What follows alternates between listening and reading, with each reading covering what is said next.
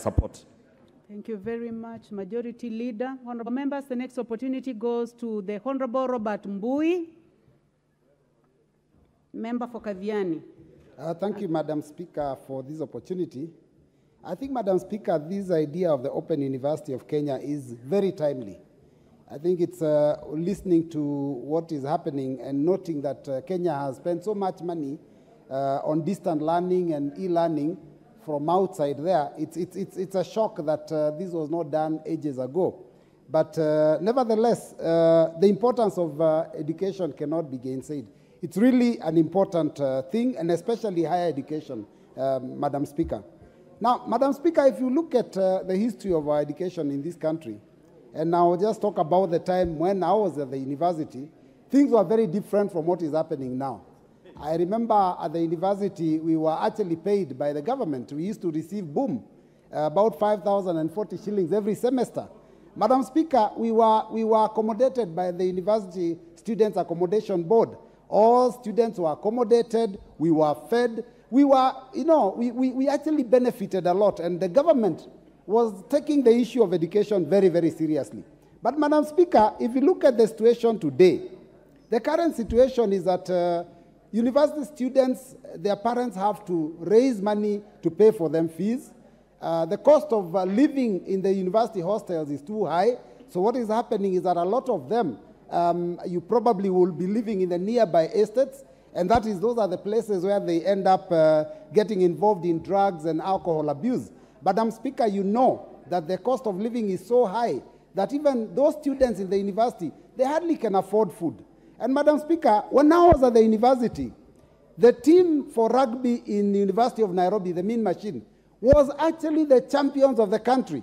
Today, I doubt whether any one of those students can actually go and compete favorably outside there because they are malnourished, they don't get enough food because of the cost of living and because of the situation. So, Madam Speaker, what the government has done with this idea is that because of the changes that we have faced as a country and because of the changes that are happening all over the world, we have to adapt.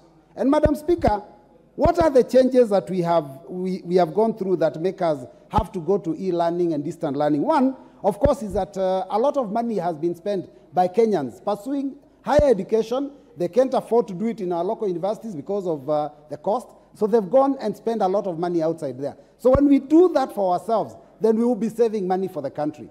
Two, Madam Speaker, there's many more people pursuing university education now than those years back then. So it is a way by which you can have more people accessing higher education. So it's really, really a brilliant idea. Of course, Madam Speaker, not to forget that in 2020, we were hit by a disease called COVID-19, which unfortunately forced us to shut down our learning institutions. Now with e-learning, with distant learning, with that concept, education can continue even when we have such life-threatening diseases. So, Madam Speaker, it's really, in my opinion, I think it's really a game changer. But, Madam Speaker, I have one major concern.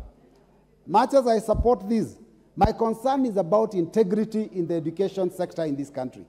Madam Speaker, every year we have exams, proper exams, national exams in primary school, in secondary school. And Madam Speaker, almost every year there are cases, rampant cases of exam cheating. And these are people that are frisked before they walk into the exam room. Those exam papers are kept in a store under lock and key in a police station. But still somehow, we still manage to have cases where people have stolen the exam. Some schools are benefiting from the stolen exams. So I'm asking myself, even as we support this, how sure are we that those students that will be online learning and doing exams are the ones that will be getting the certification, Madam Speaker? That is one thing we must figure out to sort out, because as a country, we really do have a problem of integrity. And we must make sure that as we do this noble idea, we introduce systems to make sure that those that are registered in those